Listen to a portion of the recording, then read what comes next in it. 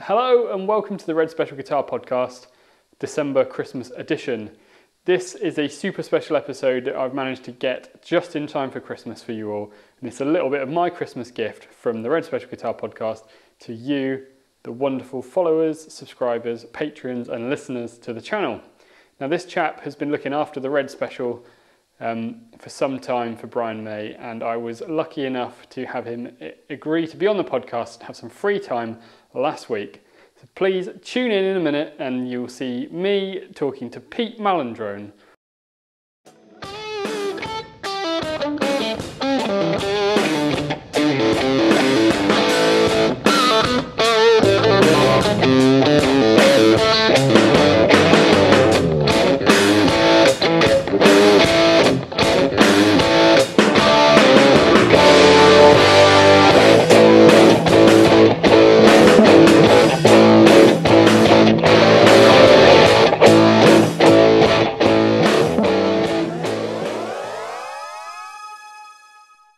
Ladies and gentlemen of the Red Special Guitar Podcast, today we have a real treat in store for you, hopefully.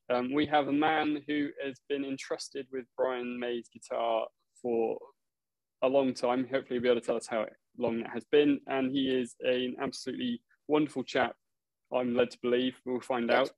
Pete Malandrone, how are you? I'm very good, thank you, John. Thank you for inviting me on your fabulous podcast, which I have listened to. Excellent. And you still wanted to come on? Yeah. Yeah. In for a penny, in for a pound. Andrew Morgan told me that I had to. Otherwise, otherwise he stopped sending me strings. Oh, good. That worked then. Excellent. Yeah, it did, yeah. Oh. Well, I mean, Andrew's a great example. He's a fantastic chap himself, and he's been on the podcast and hopefully said it wasn't too bad of a thing. I know you use A strings for all of your string needs and other bits and pieces. Yeah, he's a good man, Andrew. So he certainly is. No matter what everyone else says about him, he is a good man. He can't drink. He's a terrible drinker. Terrible. He likes G&T, doesn't he? I think. A couple of baby shams, and he's all over the place. Bless him. Last time he came around my house, I think I had to put him to bed. Last time he came around my house, and I had to put him to bed before his wife, and then I had to carry his wife to bed as well. Oh, poor lady. Yeah. Bless him. Yeah. Pete, how's COVID treated you? How have you been? Have you stayed safe and well? Yeah, I haven't had it yet, which is good, and it kind of hit. COVID hit us it was very, very strange because we'd just come back from Australia, and I think that was in January or early February, and I think it was only a couple of weeks later than when the lockdown started. So the tour finished, and we all said goodbye and said, "Oh yeah, see you in a couple of months," and and we nobody was really taking it that seriously. We did have a little sniff of it actually when we flew from Korea to Japan, and we were all told we had to wear masks as we arrived in Japan. And obviously that was a really sort of alien thing then for anybody to have done. You're used to being in Japan and lots of people are wearing face masks, and you think, oh, what are you doing that for? But you can kind of see why now. So we all got off and wherever it was we flew into in Japan. And there was people there with heat guns pointing them at you as you were coming through passport control, checking your temperature, and anyone that looked hot on the thermal imaging gun, they were being pulled aside and I guess tested. And we thought that was, this was rather amusing. And then lo and behold, 3 weeks after we got back, we were in lockdown. Brian was pretty concerned, obviously, being his age and stuff. I mean, he's incredibly fit. He's a lot fitter than I am, and a lot healthier than I am, and leads a lot better lifestyle than I do. But he was still very worried and took it very seriously. And he basically shut our office down, and nobody came to work for probably best part of, I don't know, 7 or 8 months. Wow. But being the guy he is, he didn't furlough us. He just paid us because that's the type of bloke he is. So it was. I mean, it's amazing, really. A lot of people in my industry. I'm extremely lucky because I work full time for Brian, whether I'm on the road or not, or whether I'm doing guitar stuff or not. I work for him full time. But a lot of people in my industry, have really, really suffered, and amazingly talented people have ended up, driving vans and painting, decorating, and gardening, and just to keep a roof over there, because our industry was treated extremely badly by the government, and it's it's a billion dollar or billion pound industry in this country, and that people just weren't being looked after. And I felt a bit guilty because of the privileged position that I'm in. And I was talking to a lot of mates, and they were really struggling, and they said, "How are you?" And I'm like, "Well, fine, thanks." Yeah. I've been sitting in my garden and doing what I can work-wise, but it was so it hasn't been bad. Obviously it could have been an awful lot worse, but I was just lucky, really. So it's been fine, and it's more or less back to normal now. But having said that, as of yesterday, it looks like it's all going to go completely tits up again. So I've no doubt that it will go back to sort of how it was. But everyone's kind of used to that now, aren't they? I mean, there's not a lot I can do from home. I can email people and do Zoom chats and stuff. But it's the stuff I do is mostly hands-on. So I can't really work from home, and I can avoid people up here. So yeah, it's fine. But mostly they want to avoid me, to be honest. But I can structure my day so I don't have to really contact many people if I've got stuff to do. So it's been fine for me. But I'm well aware of how tough it's been for a lot of guys. And I think a lot of people, I mean, it's almost, we're getting on for 2 years since this started now. A lot of people have gone out and got what I would call a proper job now. And especially if you've got a family, if you're used to being on the road, or you're used to working or touring, you may be away from home for like a year, or some people are 18 months or whatever it is, or for 6 months of the year. And I think a lot of people in my industry, certainly, who have now got proper jobs, are actually finding that they quite like the structure of it. So they like going to work at 9 o'clock and finishing at 5 and knowing exactly what they're doing every single day. And I think I think a lot of people are going to leave the industry, video guys, background guys, whatever. And I think a lot of them won't come back, which is going to be problematic. Yeah. It's going to be knock on, I mean, for your industry for some time. And absolutely. And now this other variant, we're supposed to be going out on tour again in, it's already been postponed twice. We're supposed to be doing UK and Europe, I think starts, is it May? April, May? Yeah, it's in May, isn't it? Who knows? Who knows what's going to happen with that? No idea. It could all go pear-shaped again, couldn't it? It certainly could. It feels very much like it's balanced on a knife edge at the moment. It is. No pun intended. But see what you did there? Yeah. But no, I can imagine it's been quite tough. And everyone's been going through something in their own way as well, where it's affected everyone, hasn't it? Absolutely. Yeah. It'd certainly go down in history as one of those moments that's defined a generation and defined our lifetime for sure. It is, and I don't think that's gonna. I don't think we'll ever get back to what we considered normal. I think we're going to have to live with it, but people are going to die. Yeah, that's the bottom line, isn't it? If we're going to live with it, people are going to die, and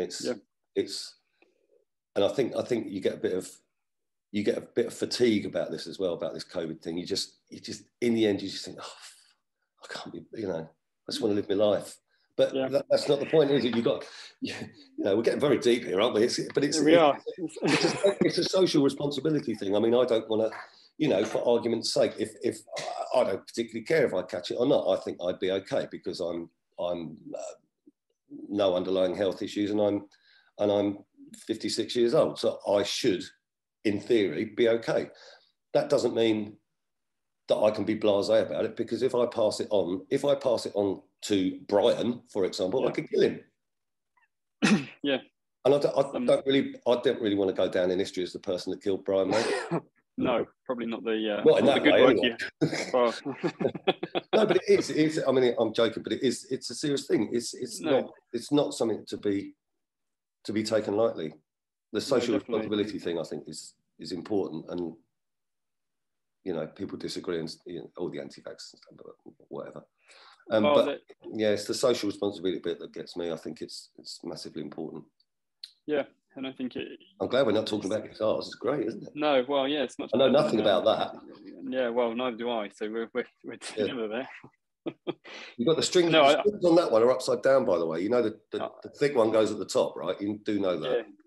Yeah, I didn't, but I do now. So that's a good bit of knowledge. I was going to ask you actually what to do with it, because I didn't really know. Well, I'll tell you what. With one of those ones on the left there, the weirdy shaped one, not that. Yeah, the other side, that one, whatever that is. Yeah, whatever that is, they're really good. You can hit a 6 with one of those. I tell you, if you playing cricket, they got a really good middle. Yeah, good. But I broke one once because I didn't hit the middle of it. It hit the side and it smashed into pieces. Yeah. Anyway, yeah, we did go a bit deep there, but I think it's important too, because I think COVID. Well, hopefully everybody's switched off. Hopefully everyone's switched off now. Yeah, it's just me and you now. So yeah, we can talk about guitars and Queen. What are you doing at the weekend? Funny you should say. No, so I tend to go through these things, Pete. You've listened to a couple, but you tend to ask people how they when they first heard Queen, and can you remember back to your first memory before you were involved? And I guess I think my sister might have had Greatest Hits 1. She's a couple of years older than me. But it's Queen music's always around. I was born in 1965. When did they start? When was first hit? 74, 73 or something? Yeah.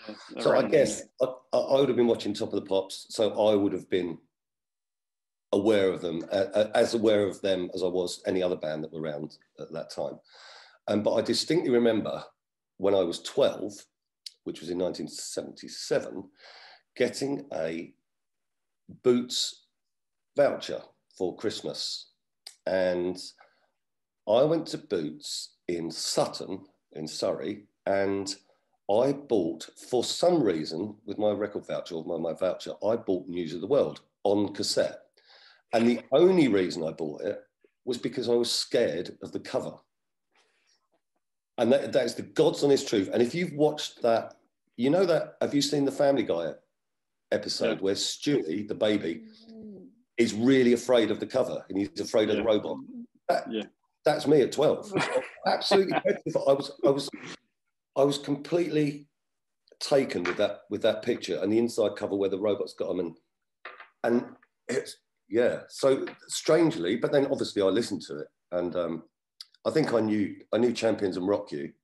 I didn't know anything. I didn't know any of the other songs off that, but yeah, and so that's probably my first. But it didn't immediately make me a Queen fan and make me go out and buy every other album. It wasn't that. I got more. I never really got into them, to be honest. I mean, they're not, which has probably helped in my career. They're not my favourite band by a long. But by a long way, they're not my favourite band. But when I was about 15 or 16, I started to get more into sort of heavier stuff, the sort of first wave of British metal, as it was called, with Iron Maiden and Saxon and Motorhead and stuff like that. But actually before that, I was a massive ELO fan. So there's a bit in the song Wild West Hero. There's a guitar bit and that goes. That's what made me want to play the guitar. So I started playing guitar about 15, and then I became just a massive obsessive Status Quo fan. but yeah, but the more, I guess, since I've been working here, really, the more I've listened to Queen's earlier stuff, the more I realised that I kind of missed out on that heavy proggy stuff, which is just staggeringly good. It just brilliant. You know, it's Roger and Brian and Deaky. You know, obviously Fred's Fred, but those three as a rhythm section, just unbelievably good. Just completely brilliant. They blow me away. Roger's drumming is just ridiculously good. And that, you know, it was probably a bit too grown up for me at that time when I was 15 or 16. I like, you know, edge down. Yeah. And that's not really that kind of music, is it? But apart from maybe Sheer Heart Attack. But yeah, I think the music's mature. I mean, their music is mature, isn't it? It's mature people's music. And it's, so yeah, I probably, just as I've mellowed a bit, probably not so much of a headbanger these days. Happens to us all at the time. So that was my introduction to Queen music, and I did see them. Actually, I did see them in '86 at Wembley, and strangely, when I got this job, Brian actually asked my interview, which was hilarious. He asked me if I'd ever seen them live, and I said, "Yeah, I saw you in '86 at Wembley." And he said, "What do you think?" And I said, "Well, if I'm honest with you, Brian, I went to see Quo because they were supporting me." And he went, "Oh." And I said, "And what we were going to do is we were going to watch Quo, watch a couple of your songs, and then we were going to go and miss the rush and go home." And he went, "Oh yeah." And he said, "Well, what happened then?" I said, "Well, actually, we stayed for a couple, and you were so good that we stayed to the end." And he said, "Oh, thank God for that." So, yeah, I don't know. Funny how these things work out. But I remember distinctly, because I didn't, obviously I knew their music and I knew what they looked like, but I'd never really watched Brian play. And I was right in front of him, not right at the front, but I was, you know, maybe 50 yards back at Wembley. I was right in front of him. And I distinctly remember thinking to myself, why does he keep pissing around with those controls? Why does he keep doing this with the volume? Why does he keep doing that? What the hell is he doing? Leave it alone. And lo and behold, I still don't know why he does it, but lo and behold, a million years later, suddenly I'm like, that's why he does it. Right? I get it now. Yeah, how strange is that? It's very strange, isn't it? And I also saw Brian. I saw Brian play. There was a charity show with Bad News. Do you remember Bad News? That he produced their album. I went to, it was an Iron Maiden show, and Bad News was supporting them. It was a charity show at Hammersmith Odeon for something, I can't remember what it was. And Brian was there, and Brian and Jimmy Page were guitar dueling on stage. And that was pretty amazing. So you had a bit of it. So you weren't obviously a massive Queen fan, but you saw them a couple of times. And then even people who aren't massive Queen fans invariably like Queen. I've never ever, I don't think I've ever met anyone who's gone, I hate Queen. But, you know, they might not necessarily be fans, but nobody ever says, it's not like U2. Yeah. Where most people I know hate, including I've got a proper thing about U2. But anyway, you know,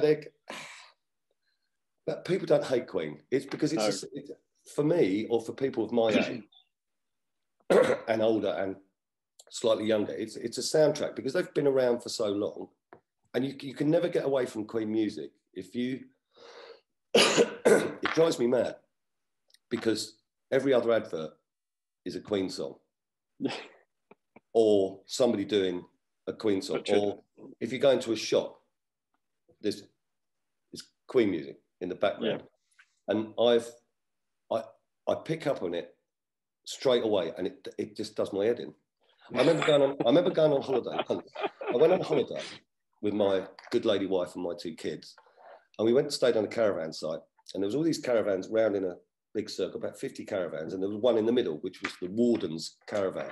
We were sitting outside having a drink. I was like, oh, thank God, it's nice to be away from work. The warden turned up about 8 o'clock at night and put Queen's Greatest Hits on, really loud in the middle. But everybody on the campsite was singing. Yeah. And I think I text Brian, I said, you won't believe this, but the moment I've sat my arse on that chair, he's put on Queen's Greatest Hits. And it's just like, you can't get away from it. And so, yeah, what I was saying, it's like a sound, it becomes a soundtrack to people's lives. And whether you like it or not, there is Queen music is in there. And you might not like 50% of their songs, but you will like the other 50%. Yeah. So even if you're not a massive fan, you still like them. And there's not actually many bands. It's kind of like, it's like the Beatles or the Stones, you know, it's just the Beatles, geniuses in lots of ways, and so are the Stones. But I wouldn't say I'm a Beatles fan or a Rolling Stones fan, because I like their stuff, and I like a lot of their stuff. A lot of their stuff, I can take it or leave it, but it doesn't invoke the same sort of emotions as Status Quo, Thin Lizzy, and ELO did to me when I was 16. And it just doesn't stoke the memories. Do you know what I mean? Do you understand what I mean? Definitely. I think music's such a thing, isn't it? I mean, I always turn to music if I'm going through a tough time, or if I'm like elated. There's certain tracks you put on to either like bog yourself down in feeling depressed and upset with yourself, and then you put some on to bring you back up. And it's like the music that you walk down the aisle when you get married or whatnot. All those things define your life, don't they? And you hear that. What was your music? What was your music as you walked down the aisle? Go on. I couldn't possibly tell you, Pete. It's a great song. Was it? Yeah. It would be "You're My Best Friend." It is. Yeah. Yes. And mine was "I Believe in a Thing Called Love" by The Darkness. Yeah, well, that's another classic song, though. I mean, that's a great song to go. Yeah, definitely awesome song. Yeah, fabulous. No, good guess there. My wife will be impressed. Yeah, well, it's got to be that one, isn't it? And like when you die, it'll be "Who Wants to Live Forever." It's a bit of a no-brainer, isn't it? It's written. Or what you should have had for your wedding song is "Another One Bites the Dust," really, isn't it? Yeah. I don't think that she'd have gone for that one. Yeah, Fat Bottom Girls would have been. No, I mean, it's so, the music just transpires time as well, doesn't it? What's great is you see all the youngsters now getting into Queen music and having watched a Bohemian Rhapsody film usually, or listening to mum and dad listen to my own children, my children 5 and 7, and they know most of Queen's greatest hits, and they get fed up of me playing them at home on my Red Special. They're like, oh, not that song again. But you ask them who the greatest band is, and they say Queen, and who's the greatest guitar player, and they say Brian May. It's great. That's the thing I have sort of noticed. Hang on one sec. Just got me gardener coming. Hang on. No worries. In your truck. Thanks, mate. Cheers. Sorry, he's just put me drain rods in the back of the truck. Yeah. Important duck productions business, guys. That's typical of my day. I put your drain rods in the back of your car, Pete. Thanks, mate. Yeah, absolutely nothing to do with guitars whatsoever. So what were we saying then? I've lost me. What sort of drain rods are they? And are they? They're blue. They're blue. Yeah. Blue type. Yeah, they're better than the black ones. You don't want to know what I'm doing with those. No. No. What were we talking about? We're talking about youngsters and Queen. And yes, that's what I was going to say. And it's not just since the film came out. But before that, we were increasingly noticing, especially at shows, the sort of the massive generational pool that were there, and more kids, especially in Japan, especially in Europe. Not so much in the States, although it was better last time we went there. But it's just so many kids, and it's brilliant to see. Yeah. But the reason for that, John, is it is to do with their parents obviously playing Queen music to them. But for argument's sake, my son, who's 23, is a real proper metalhead. He likes the stuff. Now, I never played that to him, but I did. Yeah. He grew up listening to Foo Fighters, Whitesnake, and Metallica. So he's gone sort of heavier than that. He considers Metallica and Slayer to be a bit sort of, soft old man rock, and I'm like, really? but by the same, yeah. So he's gone sort of more hardcore, but he still knows a good tune when he hears it. Yeah, he appreciates that music is music, and it's just what floats your boat, isn't it? So it's not just necessarily that you're force feeding your kids Queen music, because if it's crap, when they grow up, they won't like it. No, definitely. I think for me, I mean, I've force fed my own children, so maybe I'm talking about my own story, and that's just through my love of the music and Brian and the guitar and all that stuff. But definitely, we had this year at the meetup in Thiel in 2021, we had 3 or 4 kids. I say kids, like teenagers, turn up, and it was great, because it's so nice, even for us in our little niche of Uber, Queen, Brian May, Red Special fans, that there is the next generation coming along to carry on the Anorak torch of wanting to know what's going on with the guitar. And sorry about that. Yeah, but it's great, because it's not, it's how lovely is it to see the next generation turn up and have an interest in this and want to partake and learn. And I think that's, why it's so important to document conversations with people like yourself, Pete, because it's that information otherwise that's in your head will disappear at some point if we don't capture it properly and get it straight from your mouth. It can be diluted when it gets posted, or if it's a written article, things can get taken out of context a little bit. And it's just so nice to see that younger generation start to get interested in it. Well, there's nothing better than, I mean, you can email people, we can email backwards and forwards or whatever, but it's so much better. I mean, it's okay on Zoom, but it's so much better to meet face to face. Yeah, you can gauge people, can't you? As well, definitely. you can see who the idiots are, and you can see who the dickheads are. And yet you still went on the podcast with me. You're obviously having a bad day of judgment. Yeah. Jury's out, mate, I have to say. Yeah, I know. Well, let's see what we can do in the next half. But so you obviously, I mean, when do you learn then about Brian building the guitar with his dad? Is that something you only sort of picked up when you were interview stage, or is that something you knew before? I think I vaguely knew that. I went to a studio with the guy who eventually got me the job here. I think he took me to a studio one day. Brian wasn't there, and I remember seeing the old girl up on a guitar stand, and I remember walking past it and touching the headstock, so I could say I have touched that guitar. So I did know, but I didn't obviously know. I wasn't working for him then, but I did know. I did know that it was a very, very special guitar. But I didn't know the sort of ins and outs. I knew he built it with his dad, but I was more interested in Parfit's black and white Telecaster, to be honest. Yeah. Well, so from there on, then you obviously talked about someone helped get you the job with Brian. Mm-hmm. What was that process like? Was that something like an advert in the newspaper, or was that just Brian was looking for someone? And he did, I don't think he knew. To be honest, I don't think he knew he was looking for someone. What the way it happened, I've told this before, but I'll tell you in case people don't know how I managed to fall into this job. I worked for British Telecom as a telephone engineer for 12 years, from when I was 16 to when I was 28, something like that. I did a 3-year apprenticeship, and then I became I used to install business systems, telephone in offices and stuff. Yeah. And I left because I really enjoyed it, actually. It was a really good job, but I knew that I had more in me than that, because it's such a massive company.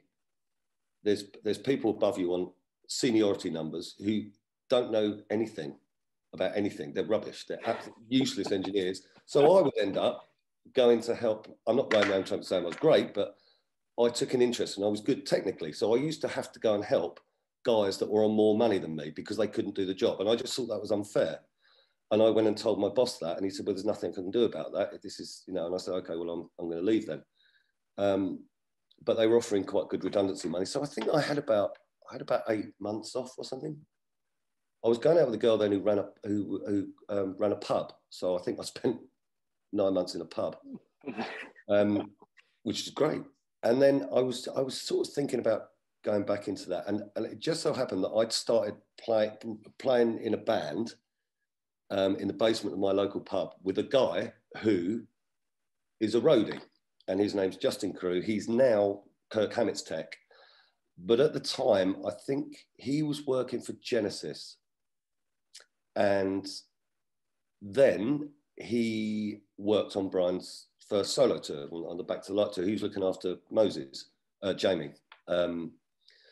And he's a very, very, very clever guy. He's a little bit like Nigel Knight, like just massively, massively, stupidly intelligent.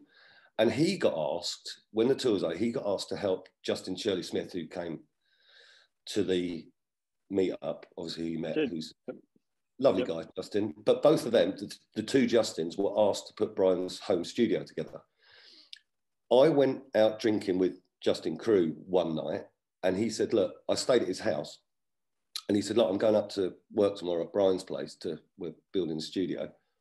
Do you want to come up and have a look? I said, yeah, I'd love to. It'd be really interesting. He said, Brian's not there. I said, well, good. So I went up. Hang on, phone. It's all right. That's right, it's my sister. Hang on. I'll have to phone you back, sis. All right. Love you. Bye. All right. Keep that bit in. She'll be. I will. She'll be well chuffed. So I came up to work with Justin Crew, and I met Justin Shirley Smith. And the first job, they showed me around what they were doing. It's really interesting. I'd never been in a studio before, even though it wasn't finished, but the desk was in. But after we'd looked around, Justin said, and I said, well, have you got anything to do? Do you want me to do anything? And he said, well, there's Brian's son's Sky Electrics set is downstairs. It was on a big board. And he said, it's broken. Do you want to go and have a look at that? I said, yeah, I'll go and have a look. Give me a meter and a screwdriver. And off I popped and fixed that. Came back after about 3/4 of an hour. I said, right, that's fixed. He went, oh, okay. Can you put plugs on power leads? I went, yeah. So he said, well, there's 10 of those down there, but let me have a look at the first one you do. I was like, all right. Yeah. So I did the first one. All right. He was like, yeah, okay. Can you do those? I said, yeah. He said, can you solder wires? I was like, oh, yeah, of course I can. But for British Telecom, he said, but does that scare you over there? And there was all these wires hanging out the wall. And I was like, no. What's the colour code? He went, oh, there's not a colour code. They're all numbered 1 to 20. I went, yeah, I was used to like hundreds and hundreds of wires, all different colours hanging out the walls and soldering out. So basically, I just made myself useful that day. And then he said, do you want to come back? Because we could probably do with a hand with stuff that you can do. And I went, yeah, I'd love to. So we installed the studio. Brian was away on holiday, and then Justin Crew went off on tour with someone else. I think he went back to Genesis. They were going on tour, and Justin Shirley Smith had obviously said to Brian, I could do with someone around. Pete's been here for a couple of weeks helping out. Can we keep him on for a bit? And Brian said yes. So that's when I had the sort of meeting with Brian, because I'd never met him before. He didn't know me. And I was 20, I was 29 then? I was just 29. When I started here, it was a week before my 30th birthday. So I did this little interview with Brian, but I do distinctly remember saying, he said, do you want a month's trial? We'll keep you on for a month. I said, yeah, lovely. I said, but I'll tell you what I'm not going to be. I'm not going to be your T-boy. I said, because I'm too old. I'm too old to be your T-boy.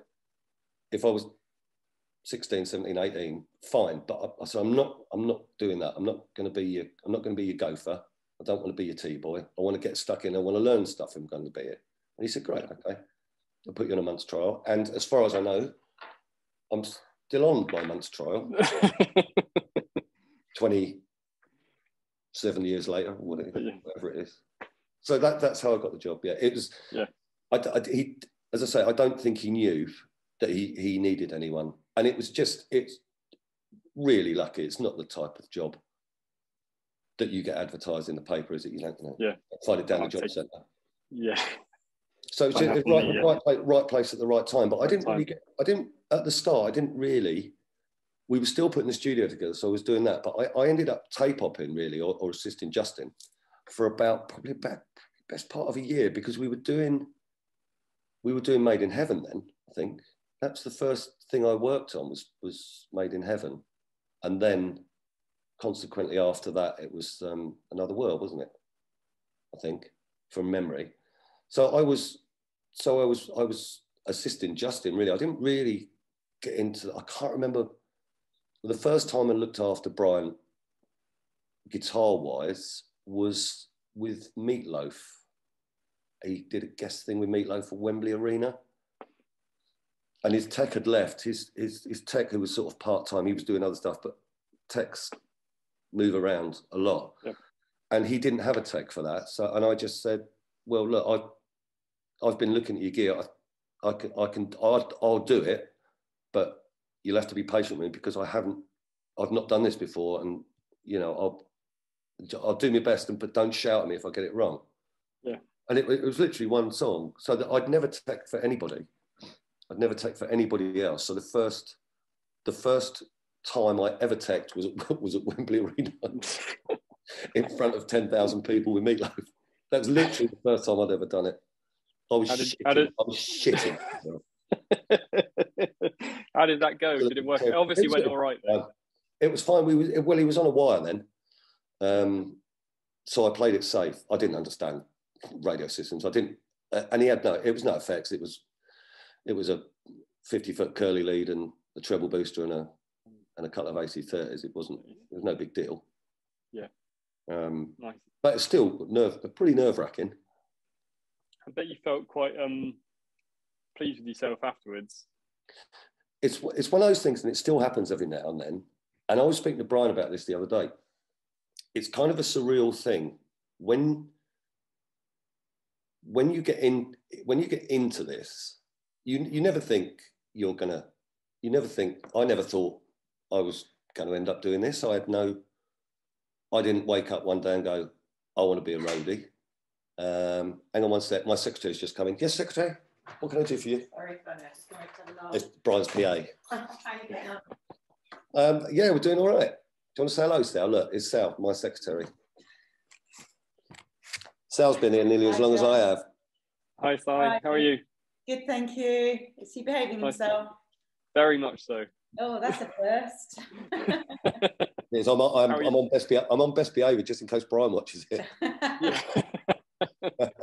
What are you doing? Just come and have a laugh with you. Right, okay. I'll see you later. Okay, where are you going? Into the house. Open. No, it's not, but the alarm's not on. All right. And bring me some tea. Oh, she's gone. Again, what were we talking about? Oh yes, I remember watching roadies outside gigs. I went to a lot of gigs in my sort of late teens and early 20s. We used to go to 2 or 3 gigs a week. We were always up at the old marquee, seeing various people, and we used to go all the time. And I remember looking at roadies thinking, that looks like a laugh. I'd love to have a go at that, but I didn't. I never pursued it. And what was going to? Yes, we were talking about how I felt after that gig. You feel because, and I still feel like it now. That's what I was saying. And I spoke to Brian about it. It's like you feel like an imposter because it's such a weird situation to be in. For me, even though I've worked for him for 27 years, it's still sometimes it's like, what the hell am I doing here? I don't deserve to be doing this. And Brian said he feels the same. Sometimes when he's playing, he's like, I never thought this was going to happen. This is really, really bizarre that I'm able to do this. And it's just every now and then. And when I'm doing shows, if the show's going particularly well, and I'm really having a good laugh, and he's playing really well, and the crowd are great, I just sit there and I look at it, I think, this is just so surreal. It's really weird. Even after all this time, it's a thrill. You know, I'm well aware that people would kill for my job, what I do. I'm under no illusions, and I really hope I don't become. I'm determined not to become one of those old cynical roadies. There's plenty of old cynical roadies around who really don't give a shit. They've seen it all, they've done it all, and they take their life for granted. And maybe after this lockdown they won't, because they'll realise what a great industry and what a great job it is to be involved in. And when you actually have to go and do, I'm sort of reluctant to say a mundane job, because I've never done a mundane job. I couldn't stay in a mundane job. I couldn't sit behind a desk or do something, you know, no matter how much you paid me, I couldn't do that. But yeah, it's, as I say, I'm under no illusions as to how lucky I am. And I do appreciate it. And I love what I do. And, you know, don't get me wrong, it's a job. It's a job. And probably if I won 20 million quid on the lottery tonight, I'd probably leave. I wouldn't leave him in the lurch, but I would leave. I wouldn't, you know, but because it is a job. But it's a great job. Yeah. Well, I can see why they, you know, making yourself useful. I mean, I was going to say, one of the other questions is any advice to any aspiring people in the music industry, and I think nice sorry? Make yourself useful and be nice to everybody. Yeah, and I think that goes for any job really. Within reason. Yeah. Obviously, I'm not nice to some people sometimes. No, but you're not. As you probably know. It takes a lot to push my buttons, mate. I'll be honest. Yeah, no, it takes a lot to push my buttons. But my son has just, he was in a fairly mundane job, and he left because he hated it. And he came on tour with me in last American tour when he was 21. And I put him to work for 3 weeks with all the other departments, and he absolutely loved it. And he said, I want to try and get involved in what you do. And I said, okay. And because of my contacts, he ended up doing merch on like t-shirts and stuff on a comedy tour for Jack Whitehall, and he really enjoyed it. And then lockdown started, so he hasn't done that for a while. But he said to me, I said to him before he went, I said, when you're not doing anything, go and find your production manager and ask him if there's anything that he needs doing, and be nice to everybody, and you will get asked back. And that's exactly what happened. He made himself useful. He's a nice guy anyway, very amiable. And so, but guitar tech wise, I can't really give advice because I only know what happened to me. Yeah. But if you got, most people fall into this. You don't go and do a degree in guitar teching. I don't think there's a course in guitar. Hang on, guitar teching. I'll leave that one. It's a state agent. You don't do a course in guitar teching. So there is no advice. I don't know what advice I give. Be nice. If you're nice to people, you get asked back. Go and find your local band and say, I'll work for you for nothing for the experience, and be prepared to work in hard, because it's not. Yeah. It's not easy. It's long. It can be very, very long hours. And you are working when you are just the tiredest you've ever been in your life. And you still have to hump gear around and load trucks and stand in the rain. And, you know, the 2.5 hours where you're up on the stage is the most stressful thing you can possibly think of. You know, there are good sides, you know, when you have a day off and you know, you get to see the world, and you're getting paid to work for a rock band and go around the world. how bad can it be? You know, everyone says, oh, you're so lucky, you're so lucky. I tell you what, there are times when I have absolutely cursed Justin Crew for getting me my job. Because it's hard. Sometimes it's hard. It's just hard. Yeah. Well, you're away, you're isolated from your family, you're off on tour with other people, you've got a really tight schedule, you've got the responsibility you have as well, Pete, carrying Brian, the Red Special around as well. That's something I know from talking to Andrew and Nigel you take very seriously, and it's a responsibility. It's another weight. Try coming near it one day. Yeah. Heard you got cat-like reflexes. Yeah, not so much cat-like, more sort of sloth-like these days.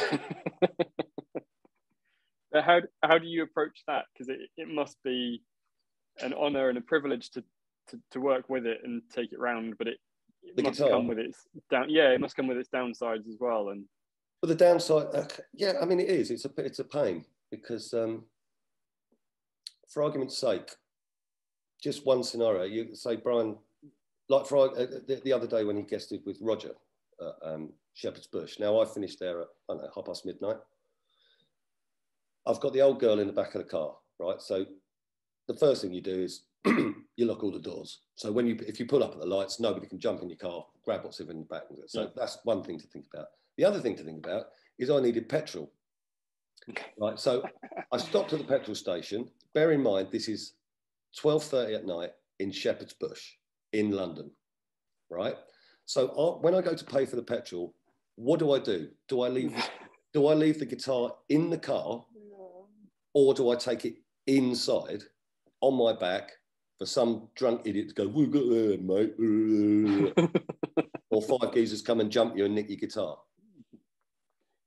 What's the best thing to do? Because if you leave it in the car, so they could smash the window and get in and nick it. If you take it in, you could get jumped. So what do you do? That's just one scenario. So you just have to, I have ways and means of looking after that guitar, which, it's probably best as I don't say, isn't it? Yeah, no, definitely. Some things are best left to the imagination, I think. But you cut out a bit there, Matt. But but looking after it's one thing. Looking after the upkeep of it is another thing. It's just on the road, obviously, bits fall off it, and there's things happen, and you have to take it apart, and you just can't be scared. You can't be scared of it. You just can't be scared. So, what was it like? So, we spoke to Andrew Guyton on the podcast and talked to him about how he got him. That doofus. I know him well enough to take the mickey out of him, so that's all right. But he was talking about how he first got involved in it and how he restored Brian's Egmont guitar, and then you asked him about working on the 50 original replicas of the guitar, and then you obviously then later on trusted him enough to then go on to restore the guitar or do some work on it in 2016. Must be nice to know you've got someone like him and Nigel for the electronics to call on when you need help. And Guyton's amazing, and Brian, it's not that I trust him, Brian trusts him. Working with these amazing people like Andrew Guyton, Andrew Morgan, Nigel, Simon Bradley, Barry at Brian May Guitar, all these people, they're mates as well. And we all get on, and we never fight, and we always have a laugh at work. And they're trusted people. I trust them. They're mates, and I trust them all with my life. Really, they're that good of mates. I know, but it's it's a two-way thing as well, because I can obviously give them work, but if I need Andrew Guyton to send me some roller bearings in Tokyo, and I need them in 3 days, he'll do it. And I'll phone him at 5 o'clock in the morning and go, mate, can you help me out? So you've got to have people like that. I couldn't exist without those sort of 4 or 5 guys. I couldn't do what I do. I can't do electronics. Well, it seems I wouldn't pretend, and I wouldn't pretend that I was a luthier. Yeah, I can't. I can repair stuff. I'm good at. I'm okay at lots of things. I'm a good all rounder, but when you get into the nitty gritty of it, get someone else to do it. I get the feeling like it's the relationship between you all is very much how I feel relationships at work and friendship should be, in that it's gentlemen's agreements and it's a mutual respect for each other. Absolutely. But covered over by just taking the piss out of each other as much as you can. Yeah, and it's got to be fun. It's got to be fun, isn't it? Everything's got to be fun. Otherwise, what's the point? Definitely. No, you've got to have a laugh at work. I mean, we all, well, you think Sal come in. Yeah. I always embarrass her by saying that she's my secretary, and she's clearly not. She's, I don't have a secretary. I'm not that important, but I always call her my secretary, and I always refer to Greg Brooks, who's the archivist. You know, Greg. I always refer to him as I say. When people meet him, I say, you have to have a quota of learning difficulty people in your office. It's our one. So that's how I refer to Greg. And it's the same. I mean, Justin, as you met, he's quite inscrutable, Justin, and he's a real thinker. But me and him have such a laugh. Yeah. But when he's serious, you don't want to mess with him, because he'll give you a look like a, and you'll go, okay, right, we're not messing around today, are we? You expect me to actually do this, don't you? But he's hilarious. Justin is hilarious, but everybody has their strengths, even not only with the guitar, but the whole of what Brian's company is, but also the whole of Queen, the people of who work for Roger. Yeah. But the same, I can Nigel Birchie, who's Roger's drum tech. I can phone him about anything. He'll help me out with anything, and I'd help him out with anything. And it's not like two camps. I mean, basically, Queen is Roger and Brian. But we all sort of work together. It works very well. Not only with the guitar, but with everything. It comes across from the outside as well. So it's us looking in as Red Special anoraks and whatnot. You can see there's a really tight knit bunch that do great things and achieve really good things that some of us probably wouldn't even know where to start with. So, a lot of it we're flying by the seat of our pants, though. Yeah. Because obviously Jim Beach he's getting on a bit, and he's in Switzerland. So, we can't run everything. We can't run everything by Brian or Jim. Sometimes we never get anything done. Yeah. So we are, a lot of the time we're flying by the seat of our pants and just using our own initiative, and the fact that we've worked for them for quite a while, and you kind of have to second guess, or you have to just use your nous, and if you mess it up, you just go, right, I messed it up. Sorry, I couldn't ask you. Yeah, no, it's a nice way to work, I think, as well. It makes. But we're all, Brian definitely appreciates that we're all massively loyal, because he's a genuinely good boss and a genuinely nice bloke, and I'm not just saying that because he's my boss. It's sometimes difficult because we're all so close. If he does need to get a bit, I'm the boss and you're the employee, it must be difficult for him to actually bollock me. Yeah. Even though he has, not many times, but it's usually justified. It's usually justified, but it must be very difficult. But he doesn't hold a grudge. He'll bollock you and then it's over. Yeah. But it must be quite difficult because we're like, it's like working for your mate, even though we're massively different personality-wise and our interests and stuff. It's a very good, and it's the same with everyone. It's a massively good working relationship. But what he knows what he wants, and he's not afraid to tell you what he wants. But then again, if I disagree with him, I will tell him that I don't agree, or I think there's a better way, or He doesn't. I'm not a yes man. Yeah. And he'll either take it on board or he won't, which is fine. Which is kind of the way it should be. Definitely. Well, you know exactly where you stand in a Well, relationship like that, because there's no Yeah. fluffing around this. I don't agree with you because of this, and then you get the well, I don't agree with you. But at least you know where you stand, and you can move on. Then, can't you? It's the way it should be. And Brian and Roger are the same as that. Is that I've been like where they've had like proper work disagreements. It's like, wow, and they're really going at each other about something business wise. And then Roger will look at his watch and go, "It's lunchtime, Brian. Do you want to come and go and have some lunch?" Yeah. And it's complete business. And then it's like nothing's happened, and you're just like, oh God. But it's brilliant to watch. It's like them two are like they're like sort of brothers and married.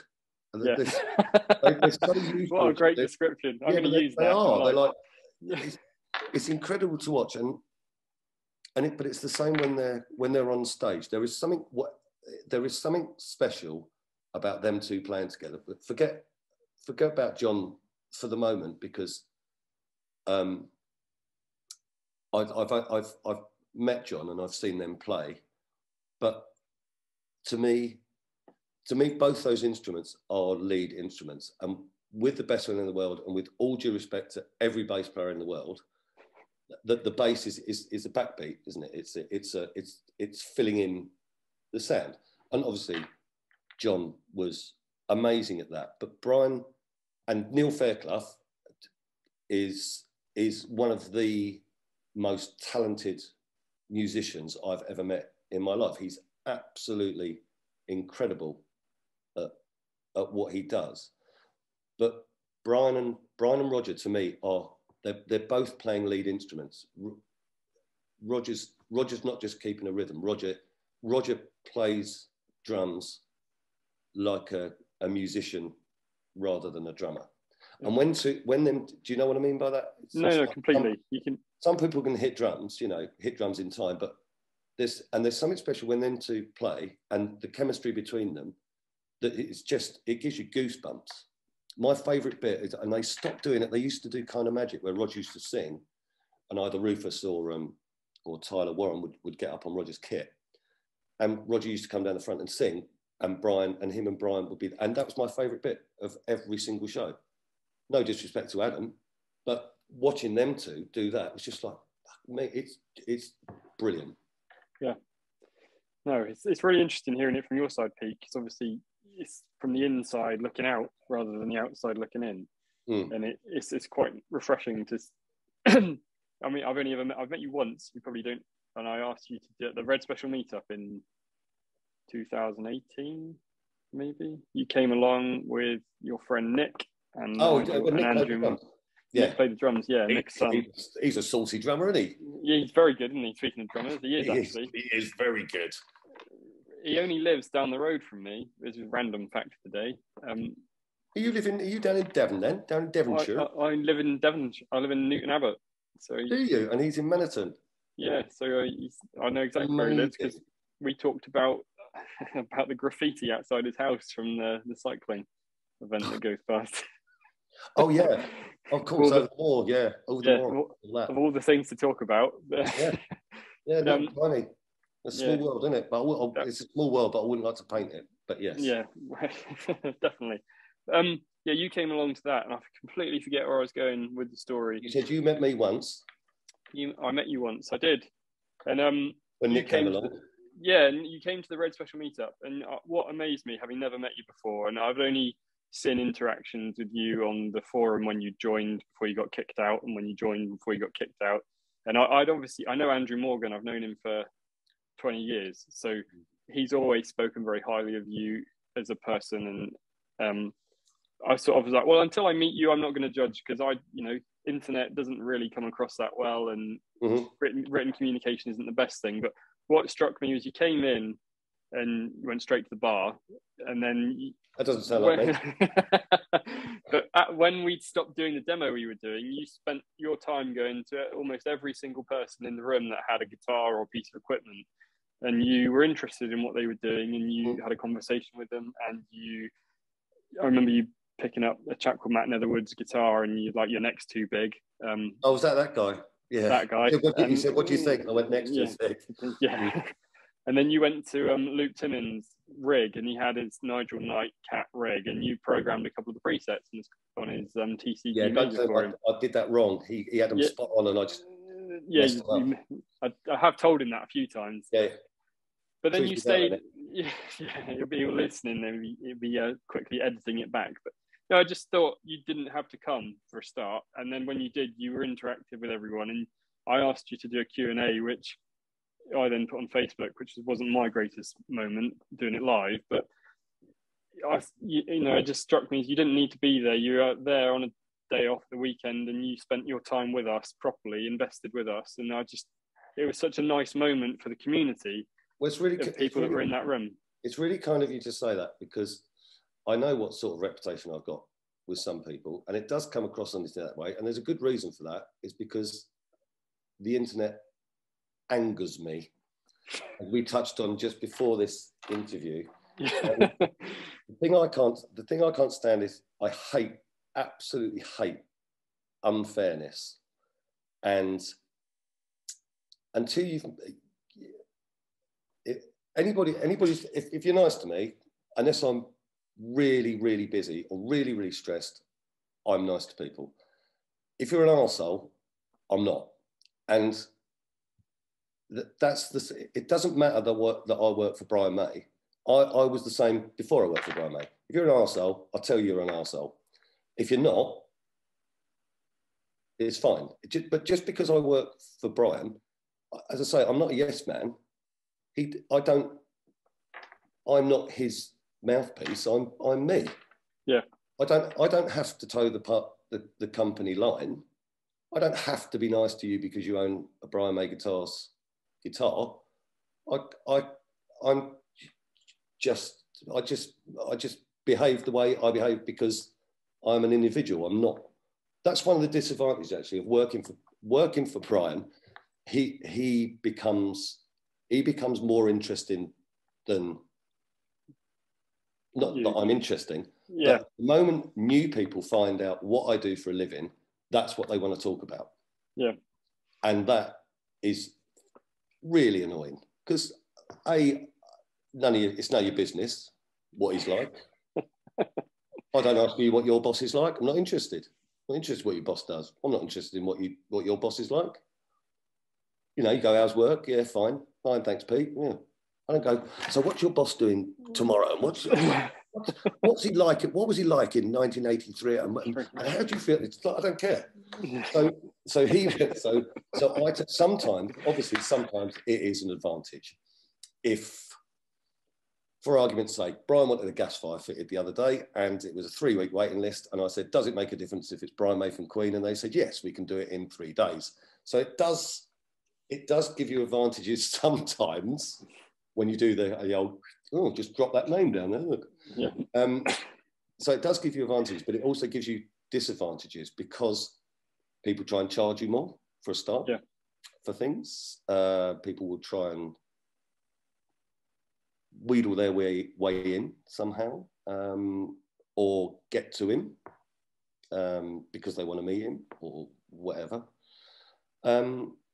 So often I will tell people that I'm a telephone engineer. Yeah. If I don't want, you can tell, can't you? Imagine if someone like me came up to me and said, what do you do for a living? I'd go, I ain't doing that. I'm a telephone engineer, mate. Yeah. Yeah. No. So there's advantage and disadvantage. I can't remember how we got onto this conversation now. You're talking about how, so I was just saying thank you for your time when you came to meet up. Yeah. And how I decided not to prejudge you based on how you'd come across. Well, I'm glad you didn't. And it's, I get upset if I feel, and I feel, if I feel like there's some sort of injustice or some sort of wrong being done. And you know what I mean by that. It's the pirate issue. But I don't really want to get into that. Everybody knows my thoughts on that. But it's, and then some of the misinformation on these forums it would end up, it drives you mad. And the assumptions that are made about what I do, you know, I'm up there I know I'm up there to be shot at, and people can criticize what they like. And I'll tell you what, until you've walked in my shoes obviously this can't happen, but if you could see what I have to go through, say for one gig, and you tell me it's easy. You tell me it's easy, and you tell me you could do it any better. And I defy anyone to do that, because, and I'm not blowing my own trumpet, I'm just saying I've done it for a long time, and I know what's happening. You know, I still mess things up. Of course, things still go wrong. But yeah, it's just, yeah, the misinformation and the way people speak with such authority on those forums, and they know shit from pay, which is why most of their windows fall out. Yeah. So it's so frustrating, and you want to go on there and say you're wrong. You're absolutely wrong about this, but then you get into this massive long thing. Well, no, because I read in 1980, and you're like, shut up! I'm just telling you you're wrong. And then they want to know why you're wrong, and you spend your whole life talking about guitars and Brian May, and you know. No, I can see why you. I mean, I completely see why you want to come on and try and not right the wrongs, but put the information out there in the right way. And having talked to you on a little bit before recording this and sending you a few emails as well to arrange this, I can completely see that, you know, you're pulling my leg a bit, and I can playing back and having a bit of interaction and having some fun. But I'm absolutely dead serious, John. Yeah. But unless you were to know you in advance, perhaps, and to have met you and know that, sometimes people could probably read it incorrectly on the forum. And I get that myself, where I'll say something, and not so much these days because people hear me talk now, but which is partly why I did the podcast, was to try and actually hear from the horse's mouth how they're speaking, because especially in difficult times, when we're all a little bit more stressed anyway, you read something, it's often a reflection of you, isn't it? If you read something on the forum or on any forum, a bit of news, and you read it in the way that you're feeling, you can take something that's written and make it angry in your own head because you're frustrated at something, and then you've made your mind up that that's what it is, and away you go. And people don't like to say sorry and they're wrong, so you can see why people get a bit. Yeah, and you know, there's a lot of time, you know, I try and, especially after a gig, if I bump into a fan in a bar or whatever, I try and be nice. But again, I've just finished work. Yeah, I've been at work since 10:30 in the morning, and it's now 1 o'clock in the morning, and I've got to get up tomorrow morning and do the same thing again. And all I want to do is sit and have a pint. I don't want to talk about the show. And or the Red Special. Or the guitar. Yeah, I don't. Can you imagine how frustrating that would be if the moment you finished work, there was 10,000 people shouting at you for one of your pens? Yeah. Right, and then you ignore them because all you're trying to do is finish work. Yeah. And then they start calling you an arsehole because you're not giving them one of your pens after work. That's what I get every time. So I'm on the stage. I've started wearing earphones now, and they're not big or ear defenders, because then the people down the front know that I can't hear them, rather than me having to ignore them because I'm fucking busy and I'm trying to pack a truck up and get out as quickly as possible. You know, shouting for sixpences. Shut up! I don't come and ask you for pens at your work. Right. Anyone listening, I suggest next time you see Pete, rather than asking for a sixpence, asking for his pen.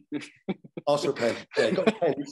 But not only that, like, it goes like this: oi, oi, oi, roadie, oi, you, oi, oi, and you're just like, fuck off. But afterwards, generally, it's fine. And but you know, who wants to talk about work after work? It's the same.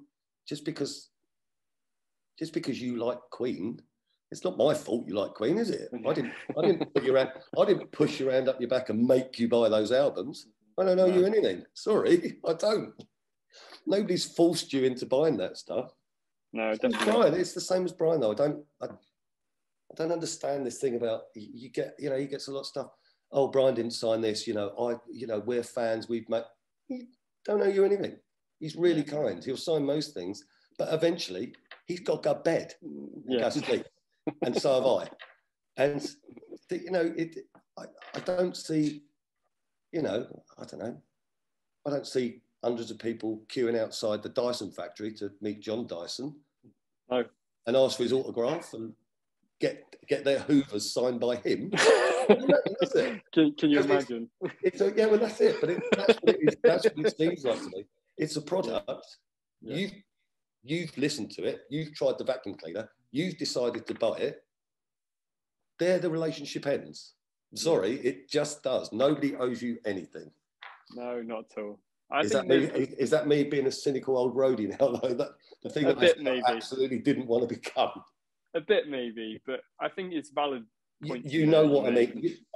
Obviously, it's a different thing, but you know what I'm saying. You understand what I'm trying to get at. Yeah, it's definitely, and I mean it's not the same, and I wouldn't say I understand that. But I worked in an industry where you're at work early, and then you're watching a performance of something, and I was looking after a football stadium full of people and fans watching games, and you go to bed, or you don't go to bed, you do that, and it's very draining, and you have to wait until everyone's gone, all the players have gone, and you go and lock up the stadium, make sure it's safe, and then people want to talk to you about the game, and it's the last thing you want to do because it's work, and you've been there since 8 o'clock in the morning, and you've been unblocking toilets, and you've been making sure the lights work, and you've been switching the water on, and then you got to get up and do it again in 3 days because there's another home match. And same thing. People what was that? say, what stadium was that?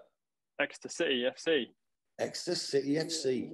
St James Park, the original St James Park. But and again, you tell someone where you work, oh, can you get us free tickets? And exactly. So I started just saying, can you get me free football? No, I can't. Not even you. Damn it. And you start telling people that I work in building maintenance, because you don't want that conversation again of someone, oh, you work there, or what are the players like, how much do they earn? It's like shut up. None of your business, mate. Yeah, it's work, isn't it? It's work. But no, I completely get it. But I also get that you come on the forums at like you came to the meetup that year, and it felt like you'd enjoyed yourself, and you got the room, and I think there was a really nice mutual respect there for you coming and talking to us all and being so open and spending time with us.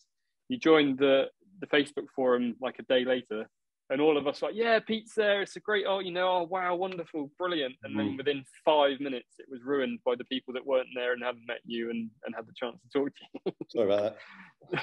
It was not your fault necessarily, but I think I think it's really kind of you to say about that, but do you know what, John? I'm just an ordinary bloke. I'm just an ordinary bloke. I just happen to work for someone that you all love, but I'm just an ordinary geezer from South London. but for me, you are, but you didn't have to come, and you didn't have to be nice to all of us, because you didn't owe us anything, and we, you didn't have to come, you didn't have to show up, we didn't ask you, you just turned up, and you were available. Yeah, you didn't invite me, I just turned up. Yeah, didn't think you did. Well, I invited you this year. I wasn't there. Did you? Oh yeah. What was I doing? I answered you, wasn't I doing something? I had some plumbing work, didn't I? Plumbing work in your bathroom. Nick came around. Nick wanted to come, but really interesting rock and roll story. We were plumbing my new fridge in, and we didn't have enough because Nick used to be a plumber. So me and Nick were doing that, plumb my new fridge in, and he was like, oh, we should go, and I was like, mate, can we do my fridge first? And by that time it was game over. You missed a good one this year. It was a great feeling. No, you had Justin there. Justin's much more interesting than me. No, he's pretty good. It was really good. It's nice to see everyone again. It was really nice. Did he? What was he talking about? Because I don't think I've seen anything. Was he talking about like Brian's recording, how he records him, and it's a little bit about how he got into it, and then how he records him, and what they've done over the years, and then which is another interesting story. Another right place, right time, really. And then we opened up to questions, and people were asking him about how specific songs were recorded and what stuff he did on the Bohemian Rhapsody film and whatnot. He's really interesting. He's an amazing guy, because he said to me, "Are you coming?" I said, "Well, no, I don't think so."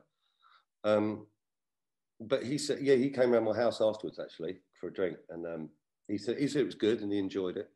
Yeah, that's good. But he's an amazing guy, Justin. He's very, very clever.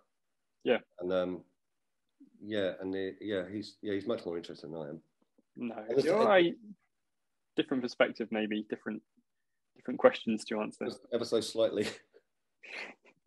No, it's good. It's nice to. I had to send him home in a cab from my house after that night. I think it's for us, I think as fans of it all, and we're starting to hopefully it feels like we're getting more people interested in coming to the meetup than just us fans, and like yourself coming one year, and then we managed to get Justin and Ariel to turn up and yeah, she turned up as well, which was good. She's good guitar player, isn't she? Yeah, just a bit. Makes me sick. I hate her. Yeah, she's really good, isn't she? Yeah, very. And she let everyone play two-tone as well, which was awesome. Oh, the original. Yeah. Yeah. So well, I like them. I've got mine's coming. I think I've got to buy one from Brian Big Guitars. I think my one's out being reviewed for lots of, but I think Ariel's got number 1, Brian's got number 2, and I think I'm getting number 3. But I really like it. I don't play guitar much anymore. That one. Yeah. There. I really like it. It's a bit of a Marmite one, isn't it? It's like, but some people you either love it or you hate it. Or I think people are making their minds up before they play it. Yeah. On the aesthetic, and obviously that's important when you're playing an instrument. But I think if you pick one up and play it, and again the switching and the versatility, I find it more comfortable than the RS. To be honest, so it's certainly more comfortable than Brian's original to play, because I can actually get my hand around the neck for that one. Not that I play guitar much. You asked Bradley, and I'll tell you. Well, a funny. Last time I saw Morgan, Nick was round, and we ended up, and Nigel Knight, and we ended up having a bit of a jam night. And it was at my house, and I was so drunk. I was trying to play guitar, and Andrew Morgan said I was leaning against the corner of the wall. And I couldn't. He said you couldn't really play. He said you were pretty gone. And so he's given me a bass. Because he said, next time you're that drunk, he said, one note might be easier than He's a teacher, isn't he? You gotta love him. So I hardly play at all now. I used to be kind of all right 26 years ago. I was kind of all right. Could never play lead. Yeah. I was all right rhythm. But when you start working for someone like him, you just want to give up really. Just throw in the bin. No point. Might as well quit now. No, definitely. But the most I ever play now is on tour. Yeah. Sound check. So yeah, I think I've heard you sound check. Sorry. I think I've heard you sound check before. What was I playing? Was I playing Highway to Hell? No, it was. When was it? It was in London at Hyde Park. With Paul Rogers, it was the rearranged gig after the London bombings. Oh yeah. And I haven't got a clue what you're playing. I was got there ridiculously early. Yeah, I remember, but it was one of the first times I'd heard the RS played through AC30s without it coming through the PA, because you were messing around with it before, like everything was getting set up, and it was like, oh wow, that's pretty interesting sound. Who's that playing? Absolutely nothing like Brian whatsoever. No, it didn't. Funny that, isn't it? Yeah. Well, not at all, because everyone knows the tone is in the clogs. Yeah, and that's it is. Famous. It's in the clogs. No, it's amazing. We all try and get this kit and equipment to try and sound like him, but we're just so. There's a couple people I think get relatively close. I saw a couple actually. One guy might have been from the last. I think I watched. I can't remember. It was one of your things. It might have been from one of the meetups. He sounded quite good. I'll tell you who can sound like Brian a lot is Bradders. Yeah, Simon Bradley does a pretty fucking good impression of Brian. We keep trying to get him to the meetup, but he's always driving his bus. So we need to try and make sure that he can come along one year, and then we can hear him. But he regaled us with this. Some guitar player, I tell you, he is shit hot, and he can really sound like Brian. He was telling us about the story of when you asked him if he wanted to be in We Will Rock You. Yeah, he got really close, didn't he? Yeah, very. He got really close. I'm glad he didn't, because I think it would have driven him mad. Yeah. It drove most of the other guitar players mad, I think. But no, he got close. He got really close. Yeah. Yeah, we on the podcast of his, I think it was it the right? He learned the wrong version of something. I can't remember. And all I remember is he came back for the second edition, but I think by then Laurie Wisefield he'd either auditioned or he was going to audition or something. And I think because of his experience of it, what was his band? It was Wishbone Ash, wasn't it? Laurie Wisefield, but he's an amazing guitar player. Yeah. And Alan Darby. Yeah. And I think Brad. I think he lacked experience. I think Bradders, because he was just a good guitar player. I'm not even sure if Bradders can read music, and you have to be able to. I think you have to be able to read music. I'm not sure. Yeah. But no, he got really close, Bradders, and he sounded great. And Morgan's a good guitar player. Yeah, he is. Yeah, he's really good, Andy. Apart from when he's drunk, so he can't drink, but he can play guitar. And Nigel's a pretty good drummer as well. Yeah, he's nowhere near as good as Nick though, and Nick doesn't let him forget it either. Imagine that goes down well. No, Nick's not like that, but Nigel won't pick up the drumsticks when Nick's there. No, it's all good. And that's the great thing, I think, with the meetup, is getting you all along and getting you involved in what we're up to, and people realising you're just people and demystifying a few things. And, we're all a bunch of, we probably admit it, we're ridiculously obsessed with Brian's guitar, because it's hit something, that note in us as to some reason why, whether it's the sound it makes or the story or how it's constructed. And to be honest, John, you lot probably know more about it than I do. Because I only know what I have to know. I'm not that interested in the massive ins and outs in it. I just need to know how to fix it. Yeah. That's all I need to know. That's my job. I don't have to know the history really. Yeah. Well, and I think that comes across, but I think that's where some people make a mistake with thinking you're the historian, custodian, all font of all knowledge. You were there when Brian and Harold made it. Watching over you just picked it up at a certain point, and I've seen it taken apart, and I understood a lot more about it once Andy Guyton took it apart. Understood a lot more about it then, but that was funny. I mean, me, Bradders, Nigel and Andrew were here, in fact, in this room, on this table, taking it apart, and it was hilarious. We had a right old laugh, and we were all crapping ourselves, but it was funny. It was really funny. Funny day. Brian wanders in and like, what's up? Yeah. It was all in order, and Brian picking bits up, putting them back. Got it. Yeah, it was great. It was amusing day. But I don't profess to know everything about that. I'm interested in what's happening now, and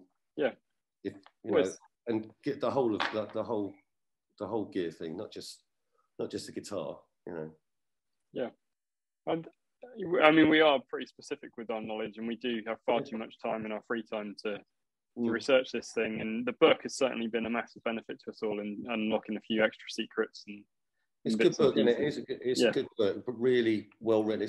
And I like the fact that it's almost like the first sort of bit of it is kind of like the start of an autobiography, isn't it? Really, for Brian, which we keep trying to get him to do an autobiography, and going back to lockdown, somebody suggested that, in lockdown, why don't you write an autobiography? No. I really hope he does one, but I don't think he will. He's too busy doing other stuff. So. Yeah, I guess it's the finding the time for him, isn't it, to do it and trying to. He works so hard, too hard. I think he works so hard that sometimes it must be difficult for him to focus because he's jumping from one thing to another, and because he likes to be busy. But sometimes it's frustrating working for him because you can't pin him down long enough to get decisions that I need to get out of him. And then you'll get him for 5 minutes, but his head's not in the right space because he's thinking about something else. So it's not the right time to ask him about this. Yeah, it is. But he's an absolute workaholic. His least favourite time is Christmas because we're all, none of us are here. Yeah, because we're all off, and he hates it. He's got no one to play with. Yeah. He hasn't though. We're all off. Yeah. He's, what are we going to do now? Can't do any work. Yeah, he's amazing, and he's amazingly driven about his stuff. And I mean, for him to be not only Brian May out of Queen, but the stuff he does with the animals, which he absolutely throws his heart and soul and a lot of money at. He's not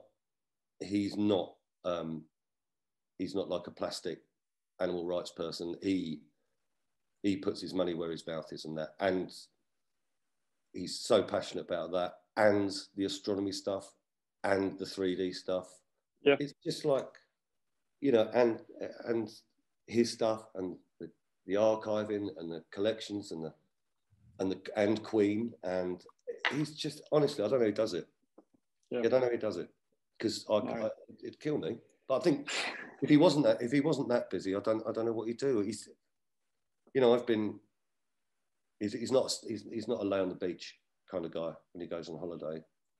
Roger will go away, and I don't think Brian could do that. I don't think he'd probably sit by the pool for a day, but then I think it'd drive him mad.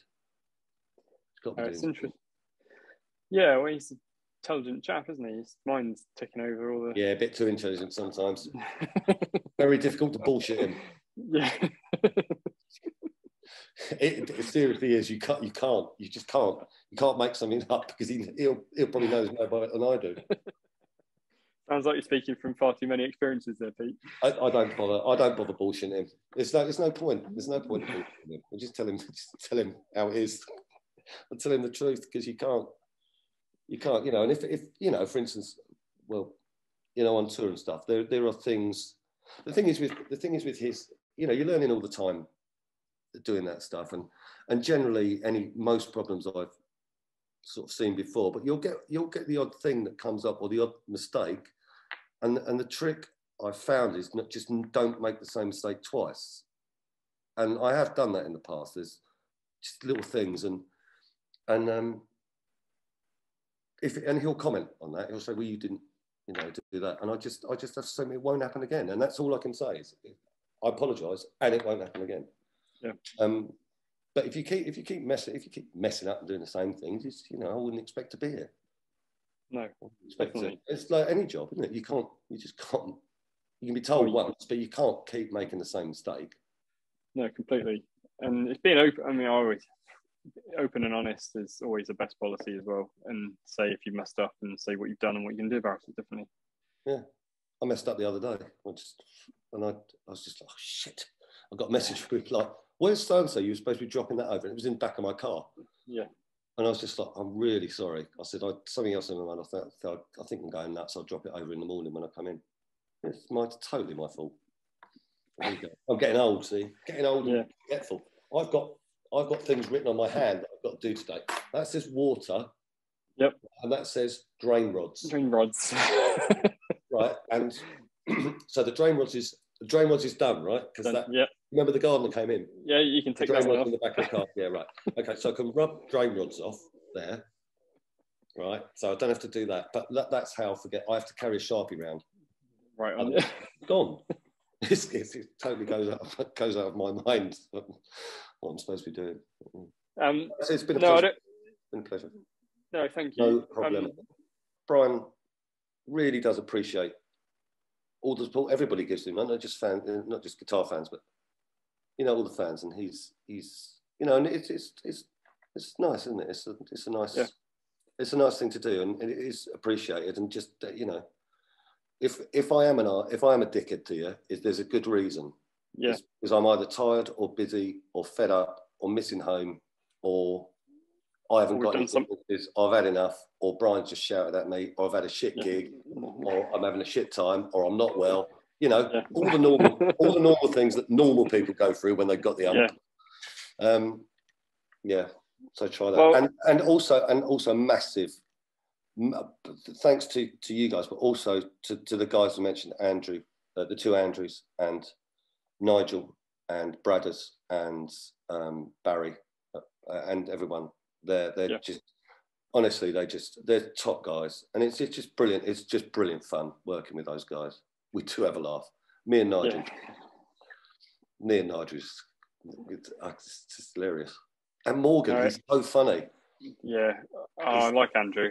He's such a funny guy. He sends me the worst jokes ever. His poor, long-suffering wife, Kate. Do you know Kate? Yeah, I know Kate. Oh yeah, she's great. She's not very heavy either. She's nice and easy to lift. When she's throw her into bed. I don't know. It must be something about it's Welsh people. Can they not drink or something? I don't know. They're meant to be able to, aren't they, Welsh people? Thank you so much for coming on the podcast today and spending far too much of your time probably with me. It's been great to get to know you. I'm sure everyone will really appreciate your time. Okay. Keep safe. Good luck with the tour next year. Okay, I will do, mate.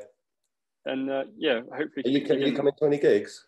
Yeah, I am. What aren't you going to shout at the end of the? What aren't you going to shout at the end of the show? You're not going to shout "oi."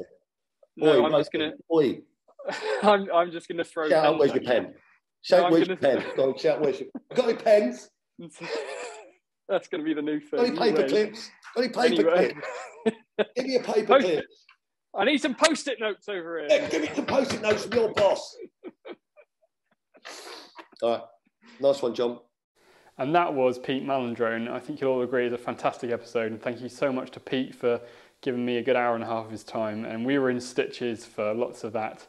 Not to mention Pete's suggested titles for the episode: Keep Your Elf Alive, The Snow Must Go On, and Icicle Race being up there with some of those. But I just want to say again a massive thank you to all of you for the last 12 months of support for the podcast.